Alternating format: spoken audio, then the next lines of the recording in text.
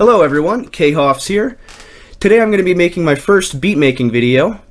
I've been producing for about 2 years now, and I'm just going to take you through my general workflow, my process of making a song, and show you the final product.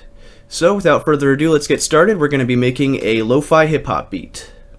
About a week ago, I was playing around on the piano, and I came up with a nice little melody that I think would work really well for a lo-fi hip-hop song. So rather than being lazy and entering it into MIDI and putting it in the project that way, I want to actually get a really nice organic sound, so I'm going to go downstairs, bring the microphone and all, and we're going to get a real piano sound for this part.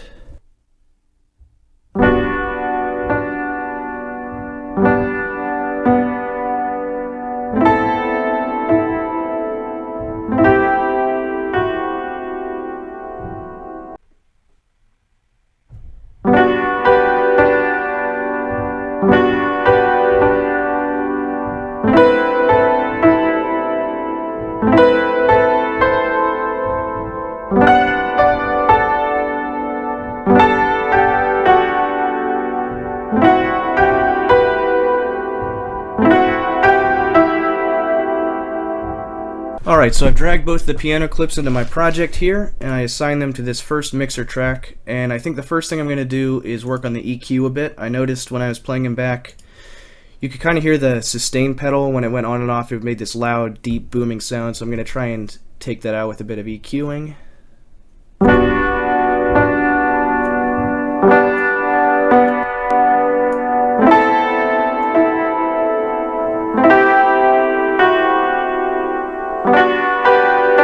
Okay, piano's sounding pretty good to me right now. Might play around with the tone a little bit more later, but I think now I'm going to address maybe the most important part of a lo-fi hip-hop song, which is the drum pattern.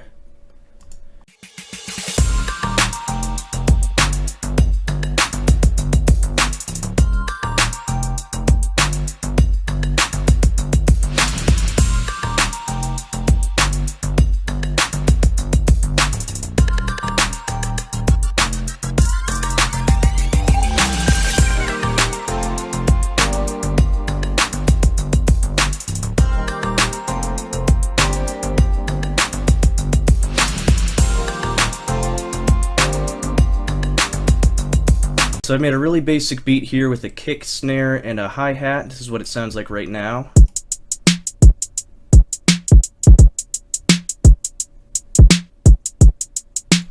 So I have a couple different ideas for things I can do to this beat to make it sound more polished and less robotic. So first of all, I'm going to add a time shift to this hi-hat to make it sound a little less mechanical. It's not going to be right on the beat, just offset it a little bit. I've heard that a lot in different lo-fi tracks where they offset the drums to give it this sort of laggy swing kind of feel, so I'm gonna play around with that a bit. And next I think I'm gonna do a little EQing on each of these different things to make it sound a little better.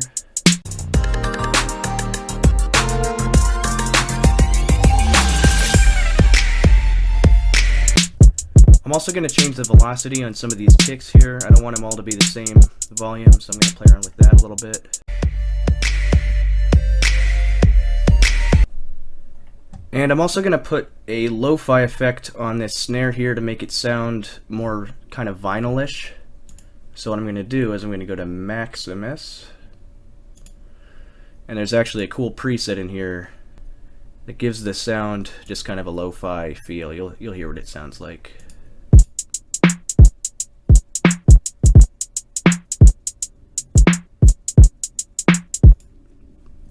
And the only problem I have with it is it mutes all these high frequencies here. I don't want to entirely eliminate the highs from the snare, so I'm going to turn this on and just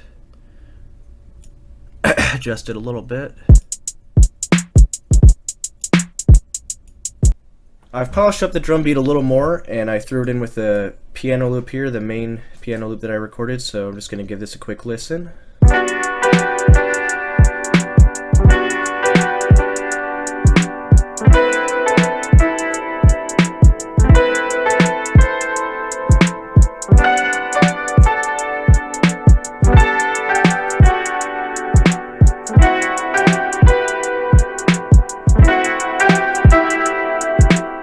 I think my next step is going to be sidechaining the piano with the kick to have it duck out a little bit whenever the kick hits, so we're going to work on that now.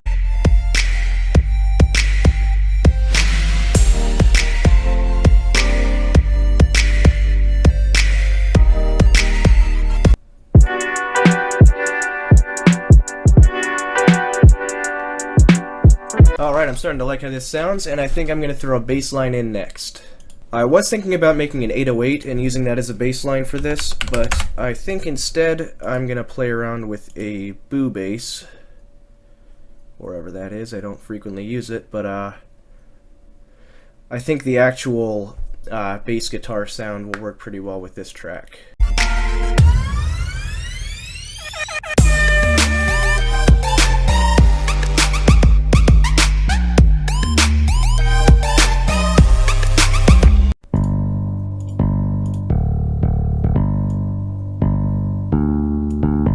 I'm liking the pattern I've drawn up for the bass line here. I think I'm going to mess around with these settings a little bit, as well as the equalizer, because it sounds too trebly to me right now. I want it to be far less trebly and more bassy.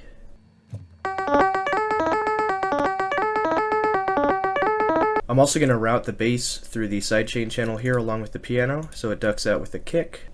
And as you may have guessed from the fact that I'm holding this guitar, my next step is going to be recording a quick guitar loop into here, so let me do that real quick.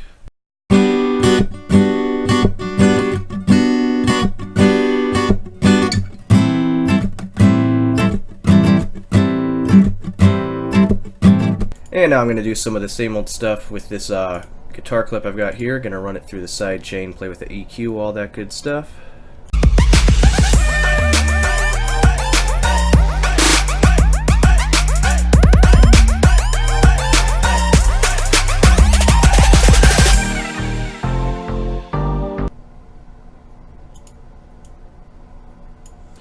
I've tweaked the guitar clip a bunch so it fits nicely into the rest of the mix, and also I threw in this vinyl crackle effect, and then also I threw another effect on the piano here.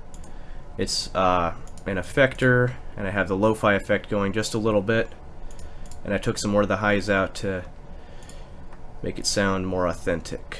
So at this point I do have most of the major components that I'm going to be including in this beat already worked out, so the rest of this is pretty much going to be a question of arranging and tweaking stuff, automating. So I think the first thing I'm going to address is this piano intro that I haven't really touched yet. The first thing I'm going to do is I'm going to put a tape stop effect right here before the drums and the bass and the guitar all hit, to sort of naturally lead into that part of the song. To do that, I'm going to be using this free plugin my friend and I found online, as well as Edison.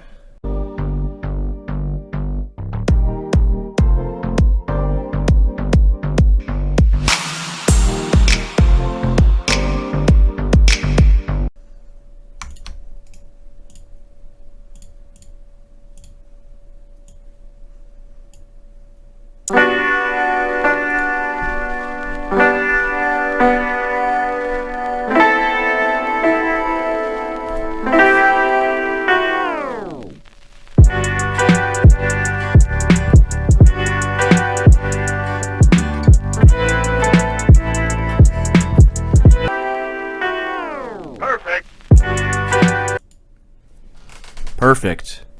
I'm also going to put a high pass filter on the piano just for these first 4 bars so that there's more impact on this 5th bar here.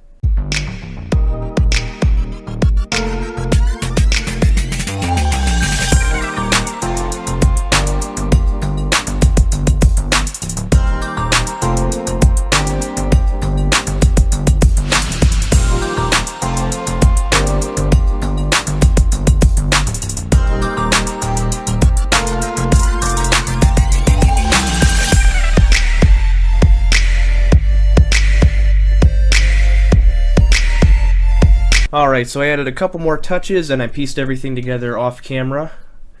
If you enjoyed the video and if you enjoyed the song, make sure to subscribe and leave a like, and I'll see you in the next video.